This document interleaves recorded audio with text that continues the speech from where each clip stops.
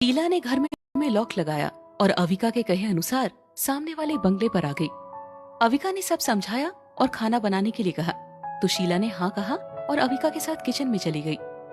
शीला, सामान तुम्हें खुद ढूंढना पड़ेगा क्योंकि ये सब विशु ने यहाँ पहले ही सेट करवा दिया था और हम सब तो आज ही आए हैं, तो मुझे भी कुछ पता नहीं है सिवाय शक्कर और चाय पत्ती के, मिसेस शर्मा ने कहा।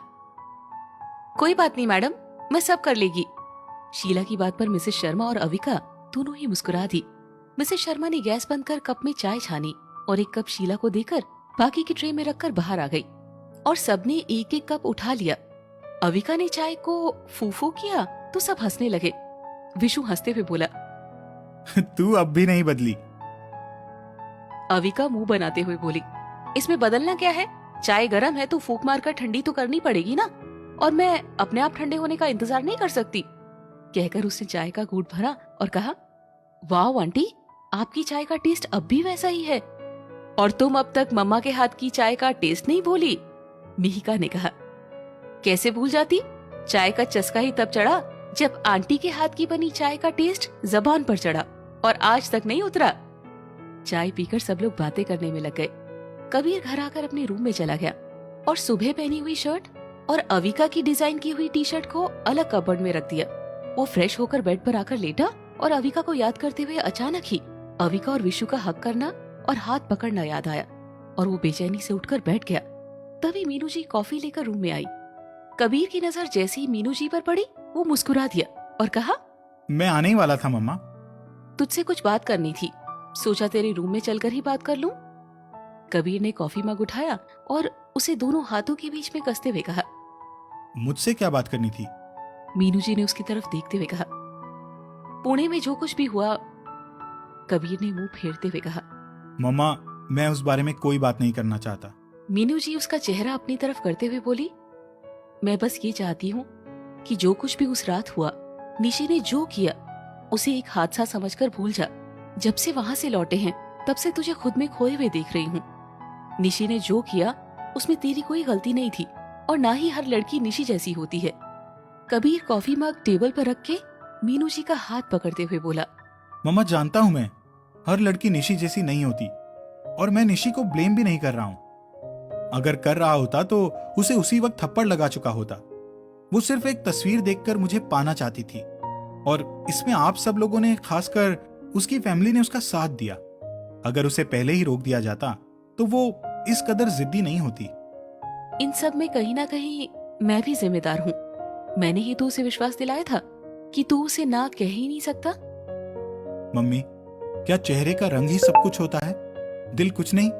मीनू जी ने मुस्कुराते हुए कहा, नहीं, बिल्कुल भी नहीं, पर मुझे लगा कि तू गोरे लोगों के बीच में रहकर आया है तो शायद। पर अब मैं समझ गई हूँ, मेरा बेटा ऐसा बिल्कुल नहीं सोचता। अब तू जब चाहेगा तभी हम तेरी शादी की बात करेंगे। कबीर मुस्कुरा दिया। मीनू जी ने कॉफी मग उसके हाथ में पकड़ाया और रूम से बाहर आ गई। डिनर के बाद मिस्टर शर्मा और मिसेस शर्मा सोने चले गए और मिहिका, विशाल और अविका तीनों हॉल में बैठे बात करने लगे। अच्छा दी, जीजू का नाम तो बताइए, जरा पता तो चले नाम मैच हो रहा है कि नहीं, अविका ने पूछा। अरे, इसने तो फेसबुक और सब जगह लड़के छान मारे। लड़के स्मार्ट तो मिले और डिसेंट भी, पर इसको नाम से लेना देना था बस। फिर अविका ने पूछा।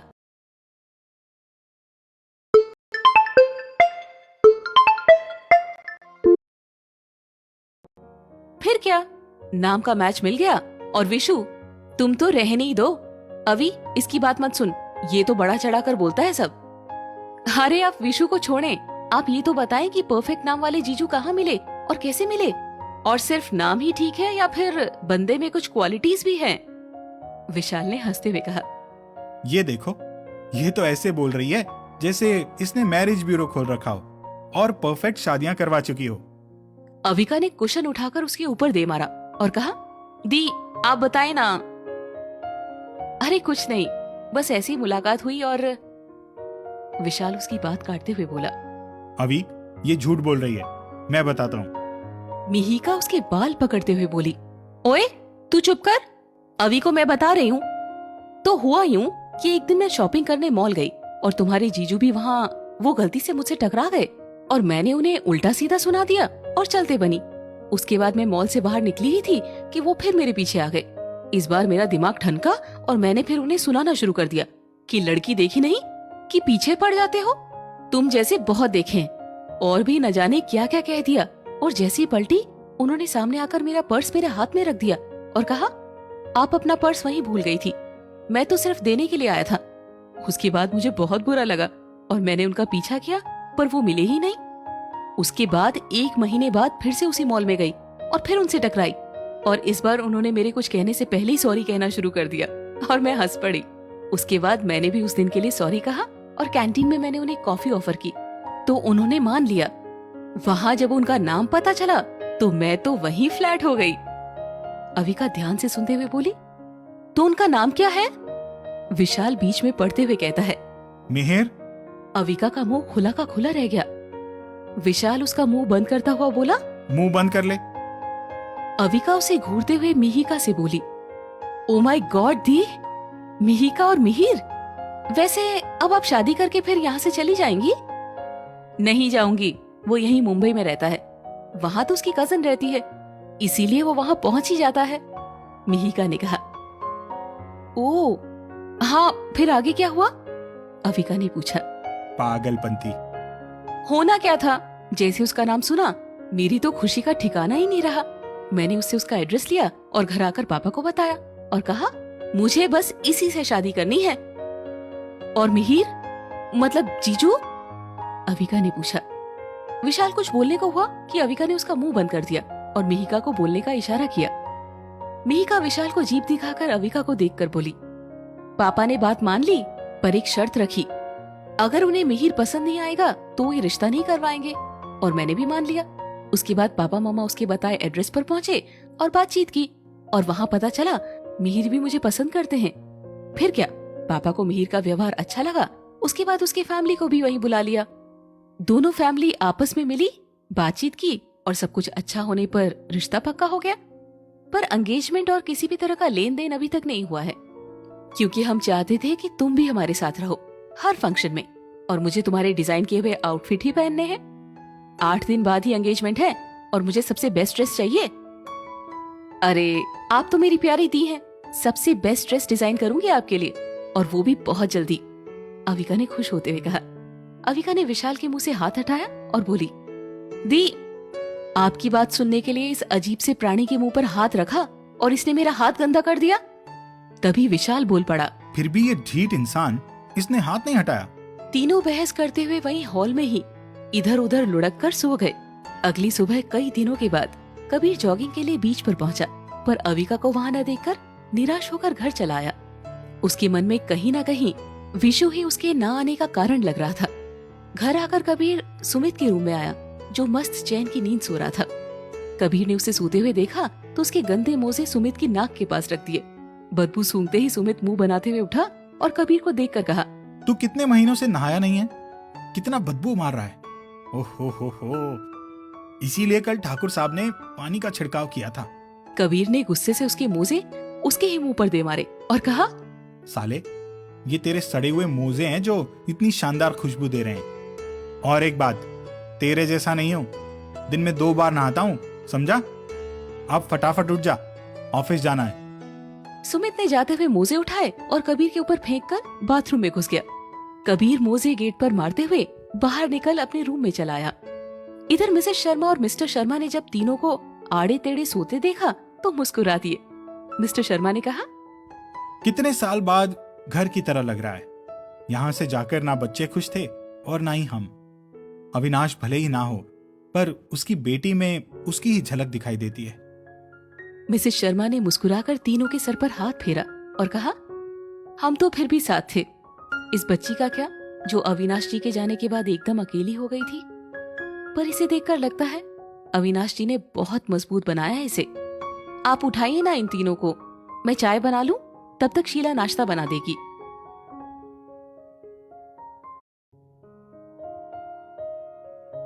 मिसेस शर्मा किचन की तरफ बढ़ गई। तब तक शीला भी आ गई।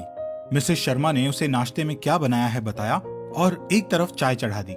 मिस्टर शर्मा ने तीनों को उठाया और मुंह हाथ धोकर आने को कहा और खुद हाथ में अखबार लिए लॉन में चले आए। अविका ने टाइम देखा तो हैरान रह गई और खुद से बड़बड़ाई, यार आज इतना लेट कैसे हो गया? रोज तो ऐसे ही आंख खुल जाती है। उसे बड़बड़ाते देख विशाल ने उसके सिर पर हल्का सा मारा तो उसने घूर कर देखा। विशाल उसे घूरते पाकर, चल ये आंख किसी और को दिखाना, मैं नहीं डरता, अब चल नीचे। अविका पैर पटकते हुए लॉन में आकर बैठ गई और उसके पीछे ही विशाल भी। मिहिका मिहिर से बात करने में लगी थी। अविका ने उसे आवाज लगाई, मीहू दी जल्दी आइए, फिर मुझे जाना भी है। मिहिका ने मिहिर को बाय बोलकर कॉल काटी और सबके साथ आकर बैठ गई। अविका धीरे से उसके कान में, क्या बात है, सुबह ही जीजू की याद आ गई?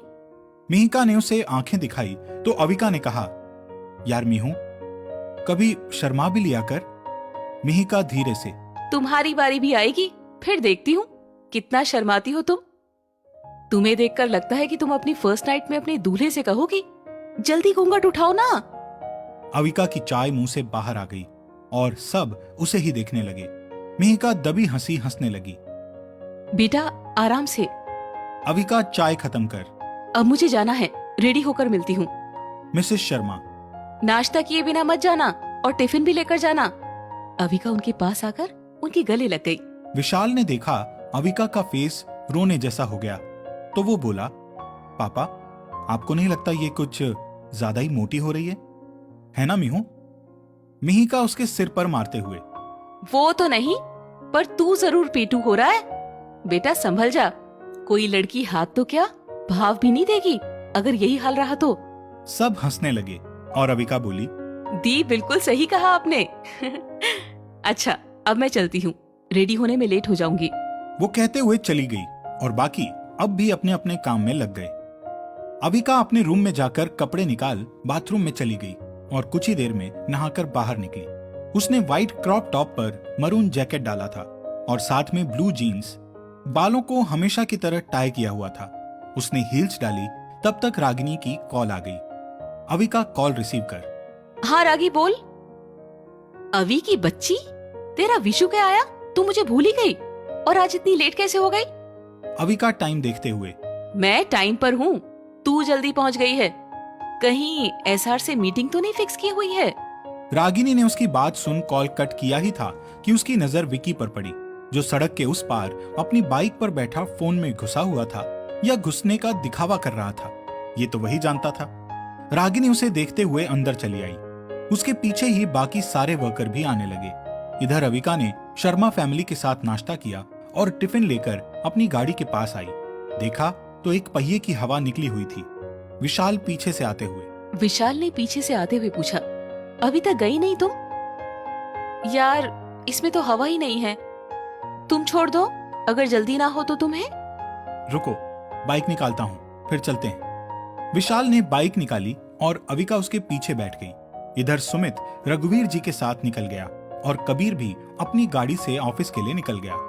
विशाल ने एक शॉप के सामने गाड़ी रोकी और कहा, अभी बस 5 मिनट में आया, तुम यहीं रुकना, कोई पंगा नहीं। अविका ने किसी मासूम बच्चे की तरह सिर हिलाया। विशाल मुस्कुराते हुए शॉप की तरफ बढ़ गया। अविका सड़क पर दौड़ती गाड़ियों को देखने लगी। तभी उसे बीच सड़क पर प्यारा सा पपी दिखाई दिया और उसके कदम अपने आप उसकी तरफ बढ़ गए। अविका उसके पास जाकर बैठ गई। शॉप से बाहर आकर विशाल ने बाइक के पास अविका को ना पाकर इधर उधर नजरें घुमाई और उसे रोड पर अविका नजर आई। तभी एक विशाल की नजर दूसरी तरफ से आती गाड़ी पर पड़ी, जो अविका की तरफ ही बढ़ रही थी। उसी रास्ते से गुजरते हुए कबीर ने जब अविका को पपी के साथ खेलते देखा तो वो गाड़ी से बाहर निकल उसे देखने लगा। तेजी से आती गाड़ी को देख विशाल ने घबरा कर दौड़ लगाई और जल्दी से अविका की बांह पकड़ उसे सड़क किनारे खींचा। ये सब इतना अचानक हुआ कि कबीर कुछ देख ही नहीं पाया, पर जब गाड़ी अविका के करीब आई तो उसकी सांसें ही अटक गई। एक पल को उसके दिल की धड़कन भी थम गई। अचानक से खींचने पर अविका पपी को साथ लेकर गिरी। पपी तो भाग गया, पर अविका को हाथों में और कोहनी में खरोंच आ गई और छिल जाने की वजह से हल्का हल्का खून दिखाई देने लगा। विशाल ने अपनी चोट की परवाह किए बिना अविका को देखा और उसे गले लगा लिया। दूर खड़े कबीर ने जब अविका को ठीक देखा तो उसे राहत मिली, पर जैसे ही विशाल को देखा उसके चेहरे की राहत, जलन और गुस्से में बदल गई। वो गाड़ी में बैठकर ऑफिस के लिए निकल गया। विशाल घबराए हुए स्वर में, तुम ठीक तो हो ना? अविका उसके हाथों को देखकर, मैं ठीक हूँ। तुम्हारे हाथों में चोट आई है, वो भी मेरी वजह से। विशाल उसके गाल पर हल्के से चपत लगाकर, ऐसी बात क्यों कर रही हो? और चोट तुम्हें भी आई है। अब आज तुम घर चलो, कोई काम नहीं करोगी। विशु, दी का ड्रेस डिजाइन करना है और उसे रेडी भी करवाना है। सिर्फ 8 दिन है यार। अच्छा ठीक है, पहले ड्रेसिंग करवा लो। साफ भी तो करवाना पड़ेगा, नहीं तो इन्फेक्शन फैल जाएगा और दर्द होगा वो अलग। अविका मुंह बनाकर, ओके, पर मैं इंजेक्शन नहीं लगवाऊंगी। तुम्हें पता है ना, मुझे डर लगता है। ठाकुर होकर इंजेक्शन से डर? अविका एक्टिंग करते हुए, फीवर से डर नहीं लगता साहब, इंजेक्शन से लगता है। दोनों हंस पड़े। विशाल ने बाइक स्टार्ट की और दोनों ने डॉक्टर से पट्टी करवाई और विशाल ने अविका को फैशन हाउस छोड़ा और अपने काम से चला गया। कबीर रोज से भी ज्यादा गुस्से में ऑफिस पहुंचा और सबको गप्पे मारते हंसी ठिठोली करते देख एक एक से सब पर अपना गुस्सा निकाला और कईयों को ऑफिस के बाहर का रास्ता दिखा दिया। कबीर अपने कैबिन में यहां से वहां चक्कर काटते हुए अविका और विशाल के बारे में सोचने लगा। कबीर बड़बड़ाते हुए, क्यों नहीं बताया उसने कल? वो कौन लगता है उसका? कबीर ने अपना सिर पकड़ लिया और खुद से ही कहा, कोई भी, मुझे उससे क्या, उसकी लाइफ है, वो चाहे जिसके साथ रहे, जिससे मिले, मुझे क्यों फर्क पड़ रहा है? वो सोच ही रहा था कि उसके कैबिन का गेट नॉक हुआ और उसकी असिस्टेंट डरते हुए अंदर चली आई। उसे एक दिन का सारा शेड्यूल बताकर वो जल्दी ही बाहर निकल गई। अविका अपने कैबिन में पहुंची तो कैबिन में पहले से बैठी रागिनी उस पर गुस्सा करती उससे पहले ही उसने उसके हाथों में बंधी पट्टी देखी और कहा, ये क्या हुआ और कैसे? तूने मुझे बताया क्यों नहीं? और तू आज आई ही क्यों? घर रहकर रेस्ट करती ना, एक दिन में क्या बिगड़ जाता? अविका बैठते हुए, कितने सवाल करेगी? और यार, ये छोटी सी चोट है और मुझे एक खूबसूरत सा ड्रेस रेडी करवाना है, वो भी जल्दी ही। किसके लिए? रागिनी ने पूछा। मिहू दी के लिए, उनकी एंगेजमेंट है 8 दिन के बाद और वो मेरा डिजाइनर ड्रेस ही पहनना चाहती है। और वैसे भी अंकल आंटी और विशु के लिए भी डिजाइन करना है। बहुत काम है यार, ऐसे में छुट्टी बिल्कुल नहीं कर सकती, अविका ने कहा। रागिनी ने अविका के चेहरे पर चमक देखी। आज कितने टाइम बाद उसे ये चमक देखने को मिली थी। अच्छा, समझ गई मैं। तूने सब सोच ही लिया है तो करके ही छोड़ेगी, किसी को सुनना तो है नहीं। उसकी बात पर अविका मुस्कुरा दी। उसने जल्दी से पेपर पेंसिल उठाई और कुछ सोचते हुए ड्रॉ करने लगी। रागिनी उसे काम में लगे देख दूसरे कस्टमर्स के ड्रेसेस रेडी करवाने चली गई। अविका ने मिहिका को ध्यान में रख एक खूबसूरत सी ड्रेस डिजाइन की और उसका फैब्रिक और जो भी मटेरियल उसे लगाना था वो सब कुछ वहीं काम करने वाले लड़के से बुलवाया और उस पर काम करना शुरू करवा दिया। कुछ दिन पहले उसने एक साड़ी डिजाइन की थी, वो उसने मिसेस शर्मा के लिए रख ली और उसके बाद विशु के लिए और मिस्टर शर्मा के लिए भी डिजाइन तैयार किया। सब काम करते हुए कब शाम हुई पता भी नहीं चला। उसने काम समेटा और निकलने को हुई, तब तक कबीर और सुमित एक बार फिर आ टपके। कबीर आना नहीं चाहता था, पर सुमित और मीनू जी के कहने पर उसे आना ही पड़ा।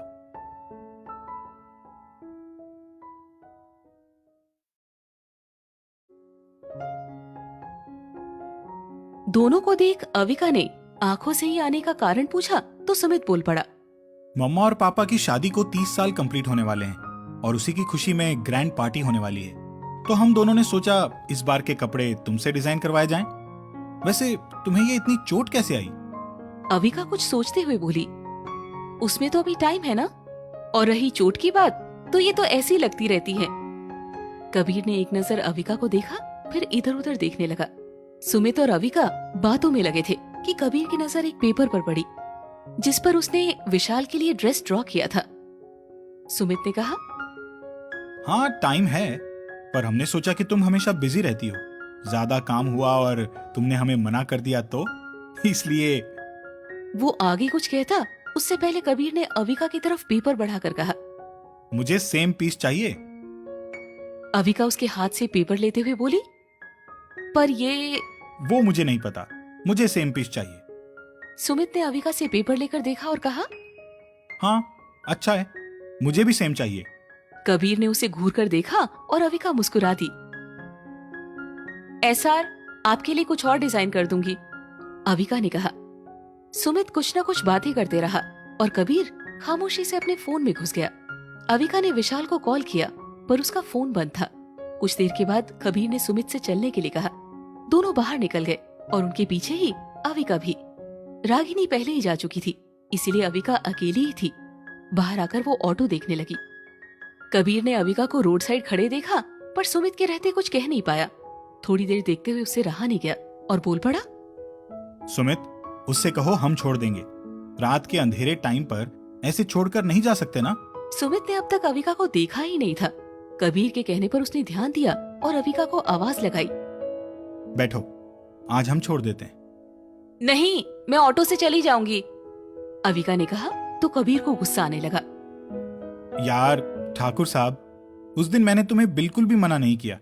तुमने मुझे घर तक छोड़ा। अब मेरा भी तो फर्ज बनता है ना, ऐसे कैसे तुम्हें अकेला छोड़ दें? सुमित ने कहा। सुमित के कहने पर अविका बैक सीट पर बैठ गई। एड्रेस पूछने पर सुमित ने उसे एड्रेस बताया तो कबीर ने उसे हैरानी से देखा, पर सुमित को कोई फर्क नहीं पड़ा। सुमित पीछे पलटते हुए बोला, वैसे आज तुम्हारी गाड़ी कहाँ गई? वो खराब हो गई थी और सुबह विशु ने छोड़ दिया था। लेने भी वही आने वाला था, पर पता नहीं कहाँ रह गया। लापरवाह लोगों पर विश्वास करने का यही नतीजा होता है, कबीर फीका सा मुस्कुराते हुए बोला। अविका को गुस्सा तो आया पर उसने कुछ नहीं कहा। कुछ ही देर में कबीर ने गाड़ी अविका के घर के सामने रोक दी।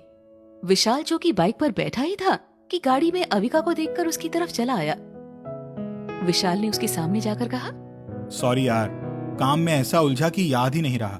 बस अभी याद आया तो तुम्हें लेने ही आ रहा था, इतने में तुम आ गई। अविका ने मुस्कुराते हुए कहा, कोई बात नहीं, हो जाता है। कबीर को बहुत गुस्सा आ रहा था। अविका ने सुमित की तरफ से शीशे से झांक कर कहा, आप लोग अंदर नहीं आएंगे क्या? कबीर ने फिर कभी कहते हुए कार आगे बढ़ा ली। अविका ने विशाल की तरफ देखा और दोनों ही अपने अपने घर की तरफ बढ़ गए। सुमित कबीर को देखकर बोला, तेरा ना कुछ समझ नहीं आता। मतलब कब गुस्सा आ जाए, कब क्या हो जाए, पता ही नहीं चलता। अब कम से कम अविका से तो अच्छे से बात कर लिया कर। ऐसे ही रहा तो तुझे लड़की कैसे मिलेगी? मैं तो सोचता था तुम दोनों की जोड़ी एकदम परफेक्ट रहेगी, पर अब लगता है मेरी सोच ही गलत है। एक खूंखार शेर है और दूसरी खूंखार शेरनी। दोनों साथ आ जाएं तो पता नहीं एक दूसरे के सर के बाल ही नोच डालो। अब तेरे लिए किसी बकरी को भी नहीं ढूंढ सकता। तू तो आंखों से ही निगल जाएगा बेचारी को।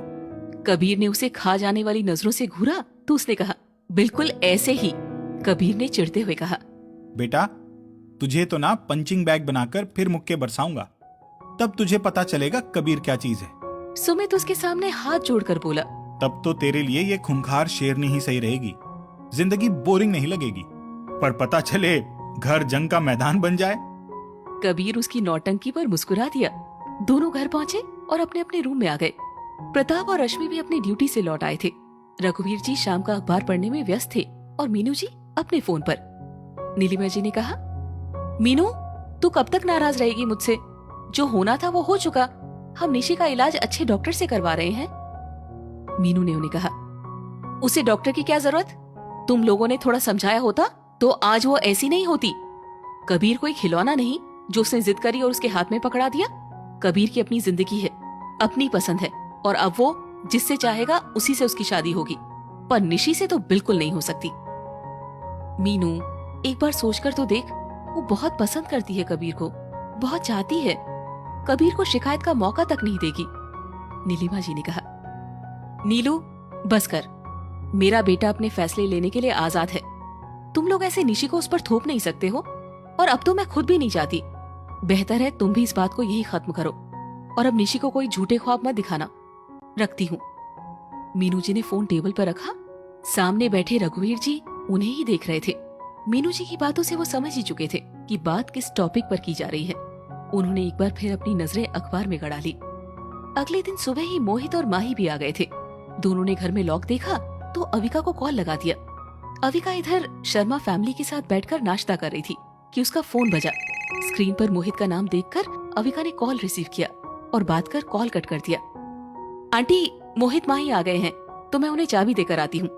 सबने उन्हें सवालिया निगाहों से देखा तो अविका ने आकर बताती हूँ कहा और बाहर निकल गई। मिस्टर शर्मा ने कहा, मुझे तो लगा था कि ये लोग यहाँ से वापस चले गए होंगे। मोहित माही कहा उसने, मतलब शैलजा जी अपने पति के साथ ही रह रही हैं। मिसेस शर्मा ने कहा। अविका ने दोनों को देखकर गले लगाया और चाबी देकर आराम करने के लिए कहा और वापस आ गई। अविका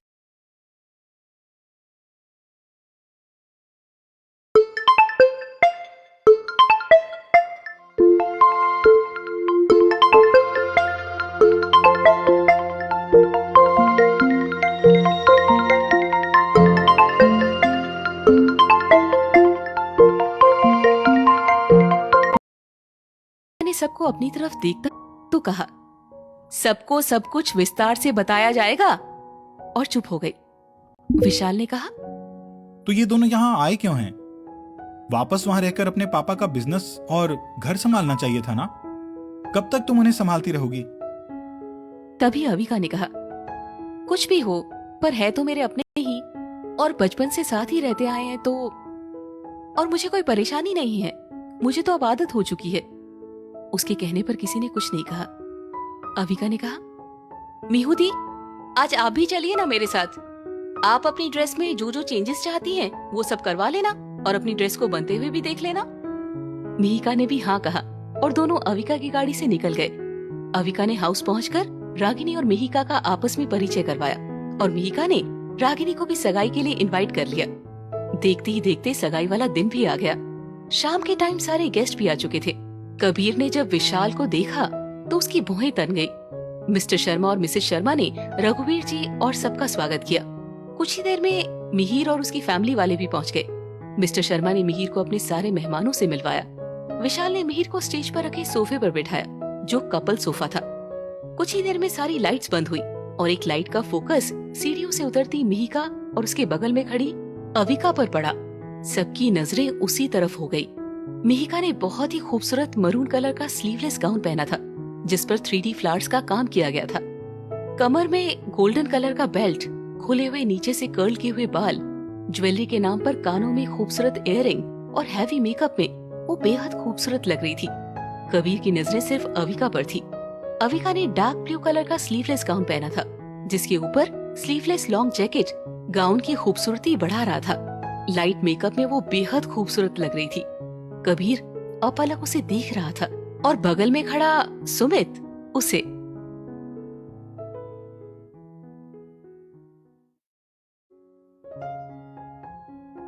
कबीर की नजरें सिर्फ अविका पर थी और सुमित ये देख मुस्कुरा दिया।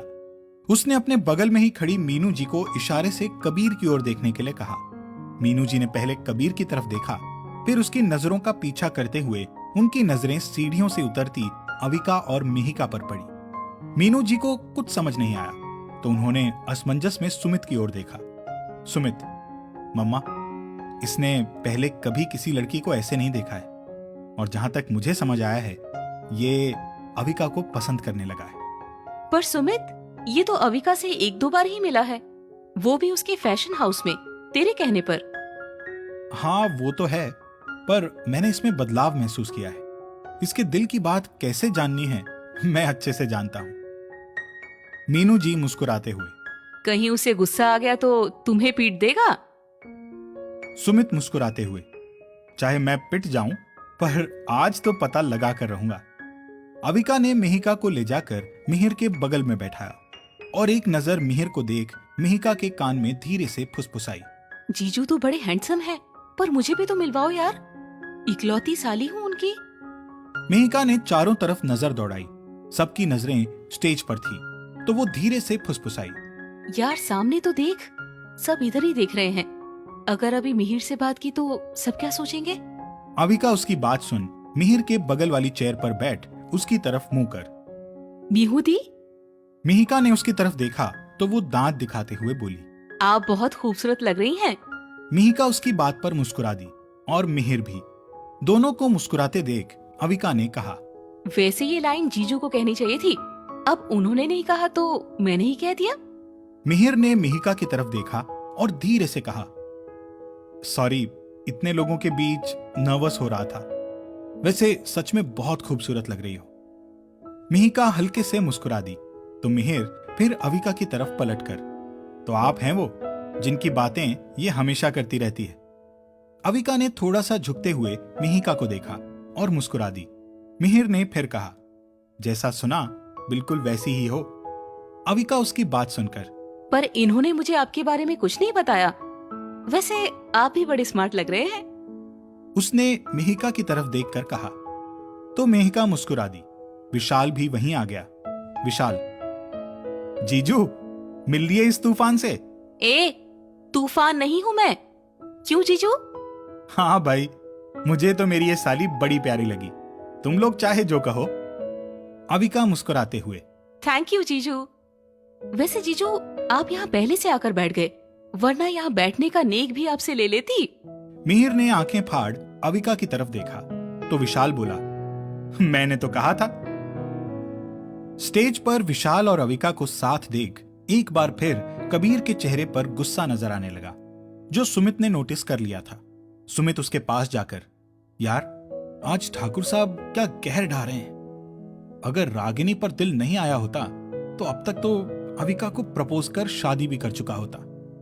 कबीर ने उसे गुस्से से घूरा पर कहा कुछ नहीं। सुमित ने आगे कहने के लिए मुंह खोला ही था कि कबीर ने गुस्से को दबाते हुए कहा, अगर अपना मुंह सलामत रखना है तो एक और शब्द मत कहना। सुमित उसकी बात सुनते ही खिसक लिया, पर उसके चेहरे पर आई मुस्कुराहट दूर खड़ी मीनू जी ने देख ली थी और वे समझ भी गई थी। मुहूर्त का टाइम होने पर मिहिर की फैमिली की तरफ से शगुन की चुनरी मिहिका को उड़ाई गई। गले में खानदानी हार पहनाया, गोद में नारियल, फ्रूट्स, मेवे, कुछ कपड़े और शगुन दिया। मिस्टर शर्मा और मिसेस शर्मा ने मिहिर को तिलक किया, नारियल के साथ शगुन दिया, गले में चेन पहनाई और कपड़े दिए। उसके बाद दोनों ने रिंग एक्सचेंज की और सबने बारी बारी गिफ्ट देकर स्टेज पर फोटोज क्लिक करवाए। रागिनी भी आ चुकी थी। सुमित की तो खुशी का ठिकाना ही नहीं था जब उसने अपने सामने रागिनी को देखा। अविका की नजर रागिनी पर पड़ी तो वो भी उसकी ही तरफ बढ़ गई। अविका जिधर भी जाती कबीर की नजर सिर्फ उस पर ही थी, और ये बात सुमित के कहने के बाद से मीनू जी ने भी नोटिस कर ली थी। मिस्टर शर्मा और मिसेस शर्मा ने अविका को भी अपने सारे गेस्ट से मिलवाया। अविका सुमित को देख, आप यहाँ कैसे? अंकल और पापा की दोस्ती की वजह से। वैसे हम लोग ज्यादा कुछ नहीं जानते, बस इतना पता है ये लोग बिजनेस की वजह से मिले थे। अंकल शायद हमारे लीगल एडवाइजर रहे हैं। अविका ने कुछ सोचते हुए कहा, ओ। विशाल अविका के पास जाकर उसका हाथ पकड़ एक साइड ले जाकर, अभी क्या? यार इस बोरिंग सी पार्टी में जान डालते हैं। तुम अनाउंस करवाओ, सबसे डांस करवाते हैं। विशाल ने स्टेज पर जाकर माइक लेकर सबका ध्यान अपनी ओर खींचा। अविका भी उसके पास चली गई। तब विशाल ने कहना शुरू किया, इस पार्टी को इंटरेस्टिंग और मनोरंजक बनाने के लिए हमने एक कंपटीशन रखा है। और ये कंपटीशन कपल के बीच होगा। जिसका पार्टनर नहीं है वो यहीं से किसी को चुन ले। तो 5 मिनट तक सॉन्ग्स प्ले किए जाएंगे और हर सॉन्ग 30 सेकंड तक प्ले किया जाएगा। जब भी सॉन्ग चेंज होगा, आपके साथ जो भी पार्टनर है वो बदल जाएगा। ऐसा लगभग 5 मिनट तक लगातार होगा और पार्टनर्स चेंज होते रहेंगे। अविका ने बताया, लास्ट सॉन्ग पर जिसकी जिसके भी साथ जोड़ी बनेगी उन्हें साथ में डांस करना होगा, और जो जीतेगा उनके लिए हमने एक सरप्राइज गिफ्ट रखा है। और हम चाहेंगे कि यहाँ जितने भी लोग हैं सारे इसमें हिस्सा लें। जितने ज्यादा लोग होंगे कंपटीशन में उतना ही मजा आएगा। So all you ready? सबने यस कहकर शोर किया और अपने अपने पार्टनर के साथ खड़े हो गए। मिहिर मिहिका, विशाल अविका, प्रताप रश्मि। कबीर ने निक्की को चूज किया, वहीं सुमित ने रागिनी की तरफ हाथ बढ़ाया, जिसे उसने नजरें नीची कर थाम लिया। रघुवीर जी, मीनू जी और बाकी के कपल भी दूरी बनाकर एक दूसरे के पीछे खड़े हो गए। कबीर की नजरें अब भी विशाल के साथ खड़ी अविका पर थी, और अविका ने अब तक एक भी बार कबीर की तरफ नहीं देखा। गाने चेंज होते रहे और सबके पार्टनर बदलते गए। कबीर को सिर्फ अविका का इंतजार था। लास्ट गाना प्ले हुआ और एक आखिरी बार पार्टनर चेंज हुए। विशाल के साथ निकी, कबीर के साथ मिहिका, सुमित के साथ अविका और मिहिर के साथ रागिनी आ खड़ी हुई। रश्मि, प्रताप भी साथ थे, बाकी सब हट चुके थे। अविका को अपने सामने देख सुमित की आंखों में चमक आ गई। उसने कबीर की तरफ देख मुस्कुराते हुए एक आंख विंक करी तो कबीर को उसकी कही कुछ देर पहले की बात याद आ गई। उसने गुस्से से सुमित को देखा, पर सुमित ने नजरें अविका की तरफ कर ली। निक्की को देख विशाल की नजरें उस पर ही जम गई। निक्की ने जब विशाल को देखा तो वो उसकी आंखों में कहीं खो गई। सारी लाइट्स एक बार फिर बंद हुई और कबीर ने मिहिका को धीरे से सॉरी कहा और उसे अपने बगल में खड़े सुमित के सामने किया और अविका का हाथ पकड़ अपने करीब खींच लिया। लाइट का फोकस जब सब पर पड़ा तो अविका ने अपने सामने कबीर को देख हैरानी से सुमित की तरफ देखा। सुमित ने अपने सामने मिहिका को देख कंधे उचकाए और उसे मिहिर के सामने छोड़ रागिनी को अपने साथ कर लिया। बाकी खड़े सब लोग उनकी अदला बदली देख रहे थे। गाना शुरू होते ही कबीर ने अविका की हथेली थाम उसे अपने सीने पर रख अपने एक हाथ में उसका हाथ थामा और कमर में हाथ डाल अपने करीब कर लिया। अविका धीरे से, ये तो चीटिंग हुई ना, जिसे जो पार्टनर मिला था उसके साथ ही कंपटीशन विन करना था ना। कबीर उसकी आंखों में देखते हुए, और आज ही बने कपल की अलग अलग पार्टनर के साथ डांस करवाना कहाँ की समझदारी हुई। अविका ने उसकी बात सुनकर सोचा ये भी सही है, पर फिर सोचते हुए कहा, पर आपने तो उसे एसआर के पास छोड़ दिया था। कबीर मन में, इसको बस यही आता है। फिर कुछ सोचकर, हाँ वो सुमित को तुम्हारी दोस्त के साथ डांस करना था और वो कह नहीं पाता, इसलिए वो कुछ कहता इससे पहले गाना प्ले हुआ और डांस शुरू हो गया। कबीर ने अविका की आंखों में देखते हुए उसके साथ डांस करना शुरू किया। अविका ने अपनी नजरें झुका ली तो कबीर ने कहा, उस दिन तो तुमने मेरे ऊपर पानी फेंक दिया था और अब नजरें झुका ली। अविका ने उसकी आंखों में देखा तो कबीर ने उसे गोल हुए छोड़ा और कमर से पकड़कर खींच लिया। अविका की नजरें एक बार फिर उसके करीब आने से झुक गई और कबीर मुस्कुरा दिया। उसने कहा, मुझे नहीं पता था एक ये भी टैलेंट है तुम में। अविका ने सवालिया निगाहों से कबीर की तरफ देखा तो उसने कुछ ना कहकर बस डांस करने लगा। कबीर ने उसे गोल घुमाते हुए एक ओर झुकाते हुए उसके ऊपर झुकते हुए अपने करीब खींच लिया। अविका के दोनों हाथ उसके गले में चले गए और सिर उसके सीने से लग गया। उसकी सांसें ऊपर नीचे होने लगी, दिल तेजी से धड़क रहा था।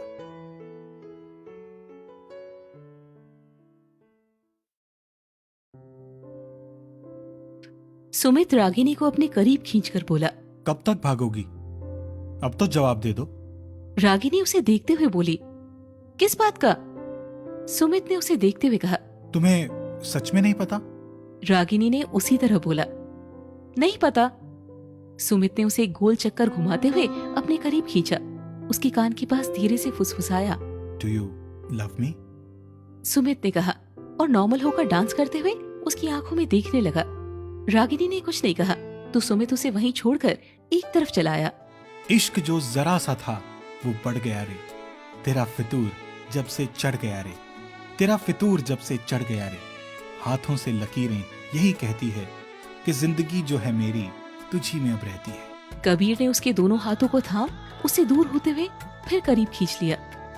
उसने दोबारा अविका का एक हाथ थाम उसे दूर कर गोल घुमाते हुए उसकी पीठ अपने सीने से लगा ली और अपने दोनों हाथों को सामने की ओर करके पकड़ते हुए उसके हाथों के बल उठाकर गोल घुमा दिया।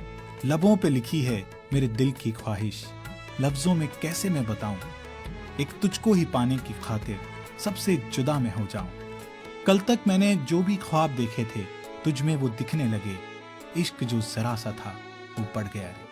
अविका उसके साथ डांस करते हुए अपनी उखड़ती सांसों को काबू में करते हुए बोली, कबीर बस।